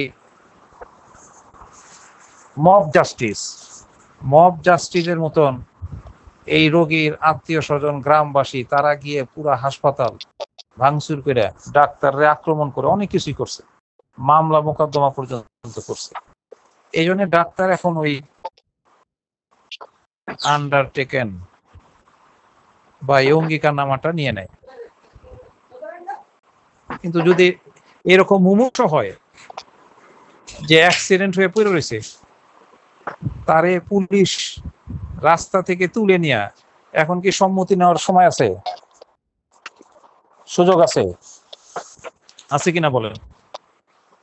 রোগী তো মুমূর্ষ অবস্থায়, সেন্সলেস, আত্মীয় স্বজনও কেউ নাই, কার সম্মতি নিবে? তখন কিন্তু সোজা নিয়ে অপারেশন থিয়েটারে নিয়ে গিয়ে অপারেশন করবে। এই রোগীটা যদি মারা যায় ডাক্তার কি দায়ী হবে? ৮৮ ধারা অনুযায়ী কথা বলেন। না স্যার, ৮৮ ধারার কথাটা কি? আর ৮৮ ধারার সব কথা কিন্তু বলার দরকার নাই। পরীক্ষক যারা খাতা দেখবে তারা সবকিছু চায়ও না, শুধু এই কথাটাই জানতে চাচ্ছে যে একজন ব্যক্তি যদি সরল মঙ্গল করার জন্য কোনো কাজ করে তাইলে সেটা অপরাধ হবে না। এই ৮৮ ধারাটা হলো কাজ সম্পর্কে কথা, আর ৯৩ ধারার কথাটা হলো সংবাদ। এই ৯৩ সাথে ৮৮ ধারার পার্থক্য হলো সংবাদ।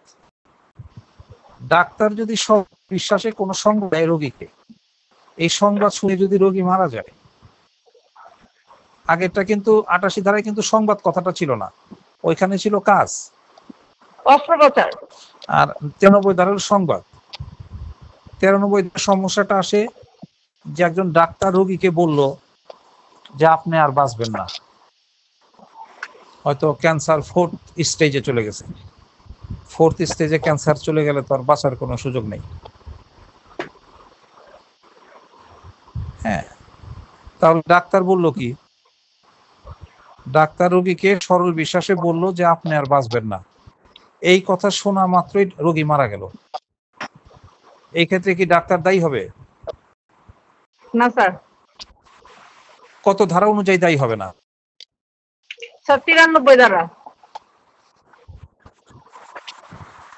আর ডাক্তারের অস্ত্রোপচারের ফলে রোগী মারা গেল, এটা কত ধারা?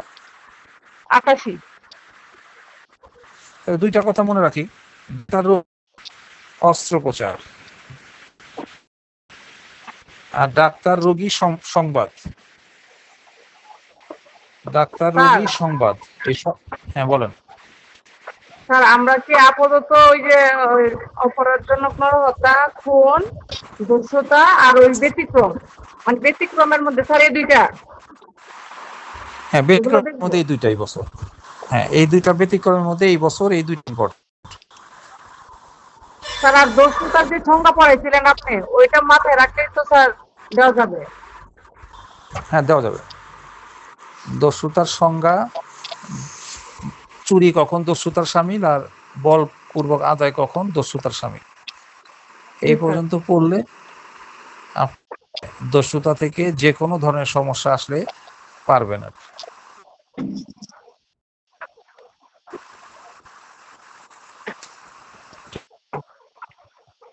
ঠিক আছে, আজকে এই পর্যন্তই থাকুক। কালকে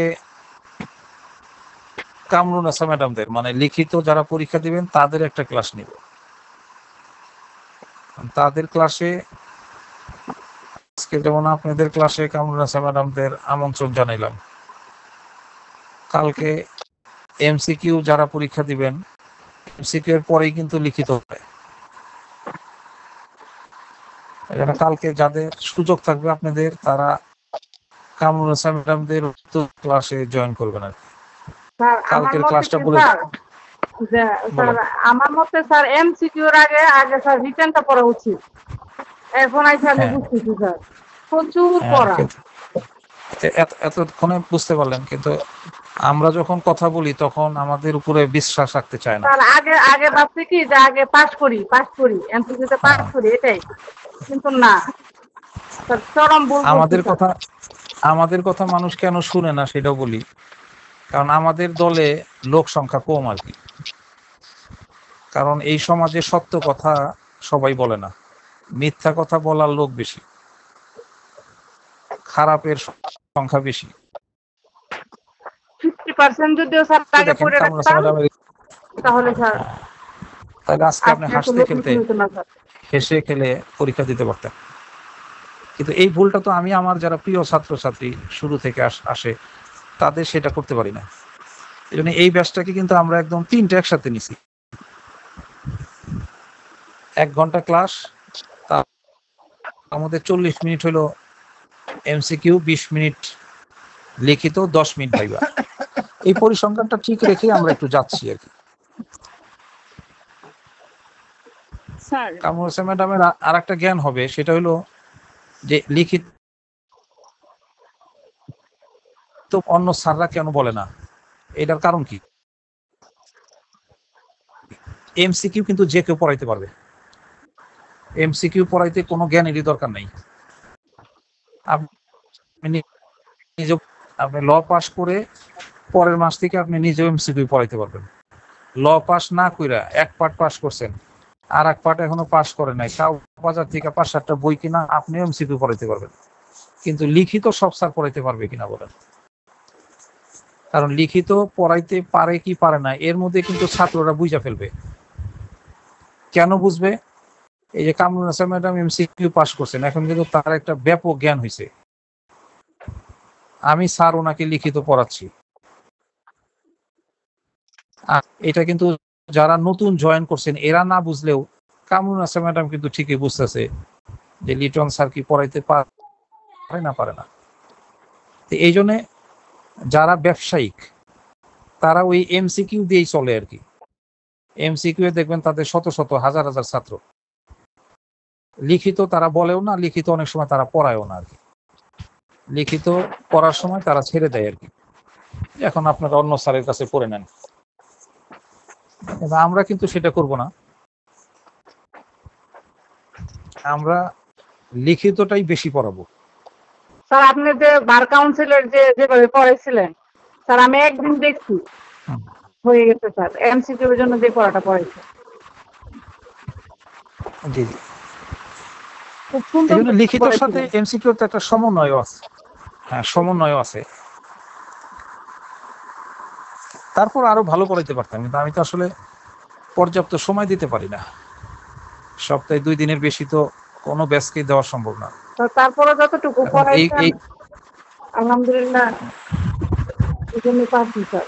প্রতি সপ্তাহে 4 দিন 5 দিন পড়াইতে পারলে ধরেন পর্যাপ্ত জ্ঞানটা আরো দেওয়া যেত। তারপরও লেগে থাকেন যতটুকু পারা যায় সেটা। স্যার 2টা তাহলে সাবজেক্ট এখনো রয়ে গেছে স্যার। হ্যাঁ, আর কামরুল হাসান ম্যাডাম আমি আজকে রাতে একটা হেল্প করবো নি, কারণ আজকে রাতে আমার ঘুমানোর সুযোগটা কম, জেগে থাকতে হবে নানান কারণে। কিছু মামলার ড্রাফট আছে, আবার এছাড়াও কাজ আছে। এই চান্সের ভিতরে আমি আপনার জন্য যেটা করব, 34টা সমস্যা এবার আপনাদের জন্য ইম্পর্টেন্ট। এই 34টা সমস্যা কোন কোন বিষয় এবং কোন কোন ধারার উপরে, এই তালিকাটা আজকে আমি দিয়ে দিব আপনাকে। আর কালকে কি করব বলে দিই। কালকে হলো এই 34টা সমস্যা নিয়ে একটা টান দিব আর কি পড়াশোনার। কালকে আমাদের টার্গেট থাকবে হলো 34টা সমস্যা সমাধান করে দেওয়া আর কি, এই সংক্ষেপে আর কি। এই যে ডাক্তার রোগী সংবাদ 93 ধারা, স্যার 3টা তো দিছিলেন স্যার। ডাক্তার রোগী অস্ত্রোপচার, হ্যাঁ দোষটাও দিয়েছিলাম।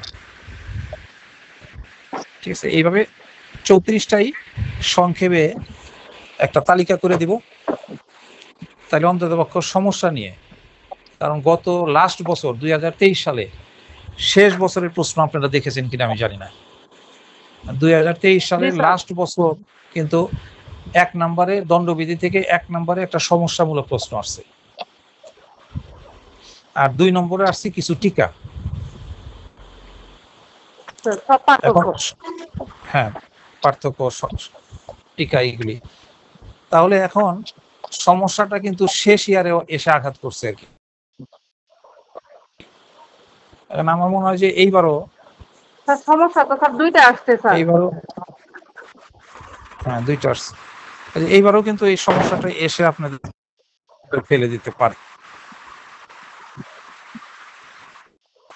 কারণে অপরাধগুলোর সংজ্ঞার শাস্তি এটা নিয়ে খুব একটা বেশি পড়াশোনা এবার দরকার নেই। এই জন্য শাস্তিটাকে কিন্তু আমি যেভাবে সহজ করে দিয়েছি এরকম ভাবে 30টা শাস্তি নিয়ে পড়াশোনা করবেন। এই 30টার মধ্যে কোনটা 1 বছর, 30টার মধ্যে কোনগুলা 2 বছর, 30টার মধ্যে কোনগুলা 3 বছর, 30টার মধ্যে কোনগুলা 7 বছর, কোনগুলি 10 বছর, কোনগুলি মৃত্যুদণ্ড, কোনগুলি যাবজ্জীবন। এই অল্প করলে দেখা যাবে যে 10 মিনিটের মধ্যেই, সর্বোচ্চ 10-15 মিনিটের মধ্যেই স্থায়ীভাবে শাস্তিগুলি নিয়ন্ত্রণে চলে আসবে। জি স্যার, খুব উপকার হবে স্যার। কিন্তু সংজ্ঞাগুলি একটু সময় দিয়ে পড়তে হবে, আর হচ্ছে এই সমস্যা সমাধানগুলি। স্যার সংখ্যা মোটামুটি আয়ত্তে নিয়ে আসছি তো স্যার, এই জন্য এখন ধরতে পারতেছি, আগে একটু কম বুঝতাম। সংজ্ঞা কয়টা পড়তে হবে বলেন তো এবার পরীক্ষার জন্য? স্যার আপনি যেগুলা দিচ্ছেন মোটামুটি এগুলো সবগুলোই পড়া হয়েছে স্যার। সাথে উপাদান পড়তে হবে, এবার উপাদান পড়তে হবে 12টা বিষয়ের। সংজ্ঞা পড়তে হবে 24টা অপরাধের, তালিকা আমি করে ফেলছি। এই বছর লিখিত পরীক্ষার জন্য 24টা সংজ্ঞা পড়তে হবে, 12টা উপাদান পড়তে হবে, 6টা পার্থক্য পড়তে হবে, 34টা সমস্যা পড়তে হবে। একটু নোট রাখেন কামরুল হাসান ম্যাডাম। তাহলে স্যার আপনারা সবাই নোট রাখেন, সবাই একটা নোট রাখেন। 24টা সংজ্ঞা, 12টা উপাদান, যেমন চুরির উপাদান আসতে পারে, অপরাধজনক বিশ্বাসভঙ্গের উপাদান আসতে পারে, অপরাধজনক সম্পত্তি আত্মসাতের উপাদান আসতে পারে। এইভাবে এইবার 24টা সংজ্ঞা, 12টা উপাদান, 6টা পার্থক্য পড়তে হবে। এইবার 34টা সমস্যা সমাধান।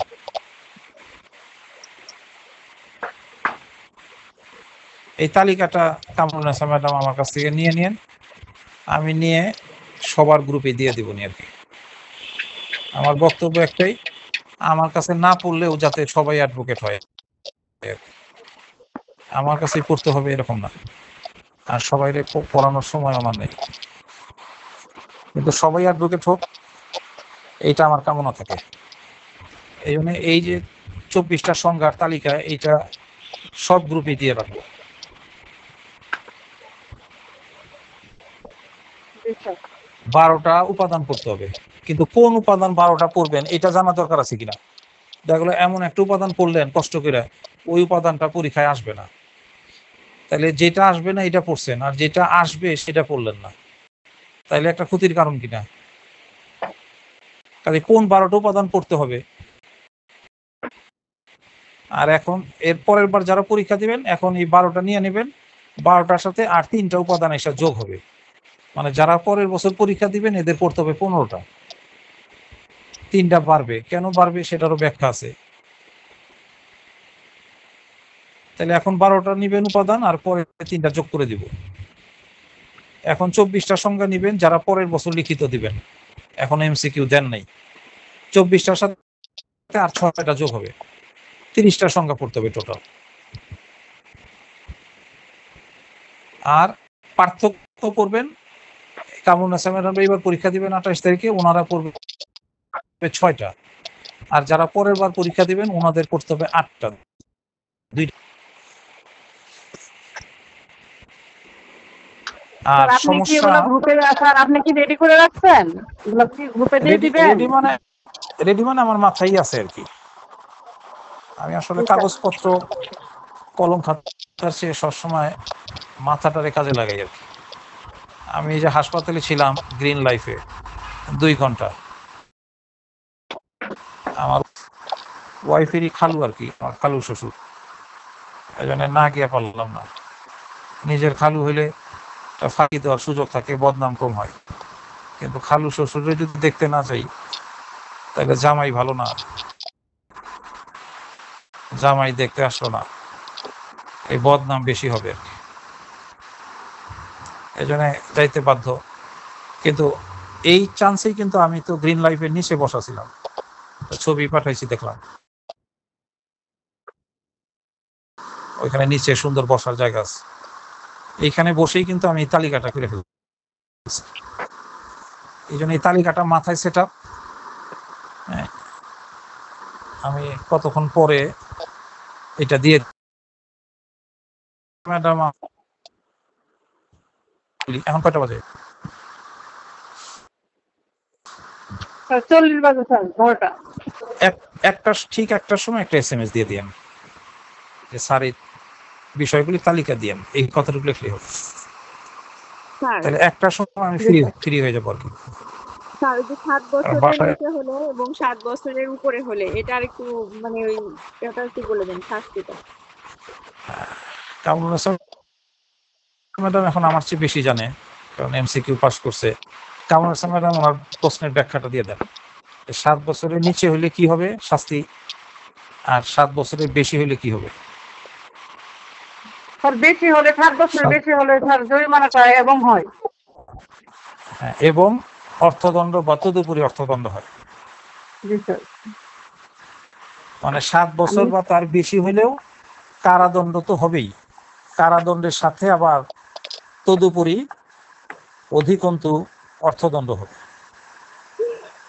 কিন্তু 7 বছরের নিচে থাকলে সাধারণত যে কোনো একটা দেয়, কারাদণ্ড বা অর্থদণ্ড, বা অভ্যাসগত চোর হইলে তার উভয় দণ্ড দিতে পারে।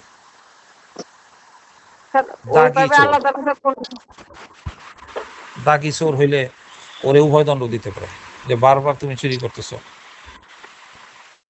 কারণ পুলিশ যখন তদন্তে রিপোর্ট দিবে, ওই রিপোর্টে লেখা থাকবে সে একটা দাগি চোর, তার জ্বালায় বিরক্তির কারণে এলাকার মানুষ শান্তিতে থাকতে পারে, ওরে উভয় দণ্ড দিয়ে দিতে পারে। 7 বছরের নিচে হলে একটা বাবা হয়, বাবা, অর্থাৎ কারাদণ্ড বা অর্থদণ্ড বা উভয় দণ্ড, 2টা বা আসলো, দেখেন 2 বাতে বাবা হইল। 7 বছরের নিচে হলে সাধারণত 2-একটা ব্যতিক্রম আছে, এছাড়া সাধারণত বাবা হয়। বাবা মানে কি শারমিন ম্যাডাম বলেন, বাবা মানে কি? কারাদণ্ড বা অর্থদণ্ড বা উভয় দণ্ড, অর্থদণ্ড বা হচ্ছে উভয় দণ্ড। এটা হলো 7 বছরের নিচে হইলে। তবে 2-একটা ব্যতিক্রম আছে, যেখানে 3 বছর হইলেও তদুপরি অর্থদণ্ড দিতে পারে, আবার 7 বছরের বেশি হইলেও বা অর্থদণ্ড বা উভয়দণ্ড দিতে পারে। এটা হলো একদম এক্সেপশন, ব্যতিক্রম, 100-তে 1টা। এই জন্য ওই ব্যতিক্রম নিয়ে কখনো একটা সূত্র মুখস্থ করতে হয় না, সূত্র মুখস্থ করতে হয় সাধারণ নিয়ম অনুযায়ী। সাধারণ নিয়ম অনুযায়ী 7 বছরের নিচে হলে বাবা হয়, বাবা, আর 7 বছরের বেশি হলে এবং হয়। এবং মানে কি 10 বছর কারাদণ্ড এবং তদুপরি অর্থদণ্ড, দুইটাই। ঠিক আছে, কারণ 7 বছর শাস্তি হয় কাদের? যারা বড় অপরাধী। 7 বছর বা তার বেশি শাস্তি হয় বড় অপরাধীদের। এই জন্য অপরাধী কিন্তু অনেক সময় বেহায়া আছে। বেহায়া অপরাধী কারা জানেন? যে সে কয়দিন পর জেলে যাইতেছে, আবার বের হইতেছে, আবার জেলে যাইতেছে, হাসতে খেলতে জেলে যায়, মানে জেলে গিয়ে সে একটা মজা পেয়ে গেছে। জেলে কিন্তু ভালো একটা পরিবেশ আছে, টাউট জন্য খেলতে পারে। বাংলাদেশের জেলের যে অবস্থা, টাকা পয়সা হইলে ওইখানে পয়সা বা পুলিশের টাকা, পুলিশই এগুলা সাপ্লাই দেয়, কাজেই ভালো একটা পরিবেশে থাকে ওরা, আনন্দ ফুর্তির মধ্যে। এই জন্য অনেক বেহায়া আসামি আছে, অপরাধী আছে, এরা বারবার জেলে যায়। এই জন্য ওদের জন্য আবার অর্থদণ্ড দেওয়াটা দরকার, উভয় দণ্ড। বড় কষ্টের কারণ হয়। কিরকম আমি বলি, যেমন আপনি একজনকে 5,000 টাকা দিয়ে দিবেন, আপনার কিন্তু গায়ে লাগবে না, কিন্তু একটা মার্কেটে গিয়ে যদি 100 টাকা হারিয়ে ফেলেন অথবা দোকানদারকে 100 টাকা বেশি দিয়ে আসেন, এই পুরানি কিন্তু আপনার 1 মাস থাকবে।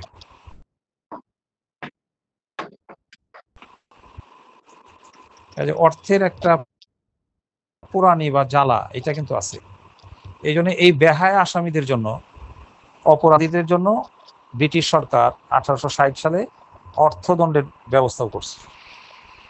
যে যেটাতে শাস্তি মনে করে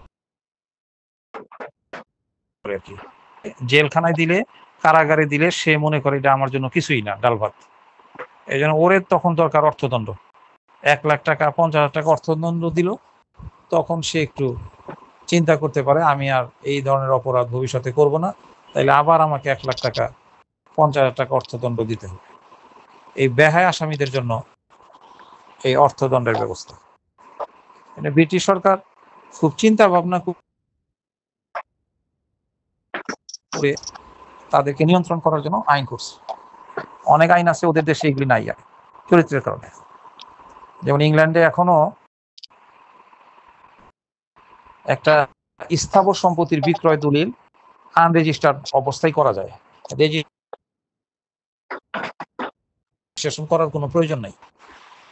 কারণ ওই দেশের মানুষের কথার একটা বিশ্বাস আছে, যেটা ওয়াদা দিবে সেটা তারা পালন করবে। কিন্তু বাংলাদেশের মানুষের চরিত্র কি?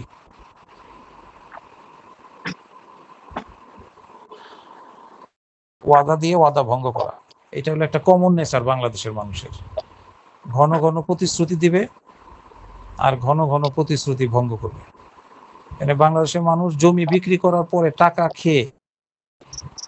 খেয়ে হজম করে ফেলবে, তারপরে এক সময় বলবে যে 1 টাকাও তুমি আমাকে দেও নাই জমি ক্রয় বাবদ। এই জন্য বাংলাদেশে এই একই ব্রিটিশ সরকার তাদের দেশ, আমাদের দেশের জন্য রেজিস্ট্রেশন আইন 1908-এর 17 ধারায় বলছে যে স্থাবর সম্পত্তির যে কোনো বিক্রয় দলিল রেজিস্ট্রেশন করা বাধ্যতামূলক। 17 ধারা রেজিস্ট্রেশন আইনের। দেশের অপরাধীদের জন্য যে আইন কানুনগুলো করছে, আপনি যদি আরো জ্ঞান হওয়ার পরে যখন গবেষণা করবেন তখন দেখবেন অনেক চিন্তা ভাবনা করে। আমি যখন ছোট ছিলাম, ছাত্র, এসএসসি ইন্টারমিডিয়েট, ব্রিটিশদের বিরুদ্ধে যে লেখাপত্র পড়ছি, এতে ব্রিটিশের প্রতি আমার একটা বিরূপ মনোভাব ছিল, আক্রোশ নিয়ে বড় হয়েছি। কিন্তু ল পড়তে এসে কিন্তু ব্রিটিশদেরকে আমি সম্মান করতে শিখছি। ব্রিটিশ সরকার যদি আরো 200 বছর আমাদের দেশে থেকে যেত, এই ভারত উপমহাদেশে 200 বছর আরো, তাহলে এই 200 বছরে আরো অসংখ্য ভালো ভালো আইন আমরা পেতাম আর কি, এবং আমাদের জাতিটাকেও সভ্য করতে পারতো আর কি। আমাদের জাতিটা কিন্তু খুব অসভ্য। আমি একবার যখন প্রায় ক্যান্টনমেন্টে যেতাম, ক্যান্টনমেন্টে দেখবেন এই জাহাঙ্গীরনগর গেট দিয়ে যখন 8 নাম্বার বাস ঢুকে যাইতো, এই প্রবেশ করা মাত্রই ড্রাইভারের চরিত্র চেঞ্জ হয়ে যেত। এক ড্রাইভার ভদ্রভাবে গাড়ি চালায়, ফার্ম গেটের দিকে বের হইতো, এই জাহাঙ্গীরনগর গেট থেকে বের হওয়ার সাথে সাথে দেখতাম ড্রাইভারের বেপরোয়া ভাব। তাইলে আমাদের এই জাতিটারে সংশোধন করার জন্য আসলে দরকার হইল ব্রিটিশদের শক্ত লাঠি আর কি। ব্রিটিশদের শক্ত লাঠি আরো 200 বছর আমাদের শরীরে পড়লে আমরা মোটামুটি ভাবে একটা সভ্য জাতিতে পরিণত হইতে পারতাম। সবাই ভালো থাকেন, সুস্থ থাকেন। কালকে কামরুল হাসান ম্যাডামদের 34টা সমস্যার সমাধান করব। যারা পরের বার পরীক্ষা দিবেন তাদের আমন্ত্রণ জানাবো, সুযোগ থাকবে, তারা জয়েন করবেন। 34টা সমস্যার সমাধান কালকে ইনশাল্লাহ আমরা দিয়ে দিব। আসসালামু আলাইকুম।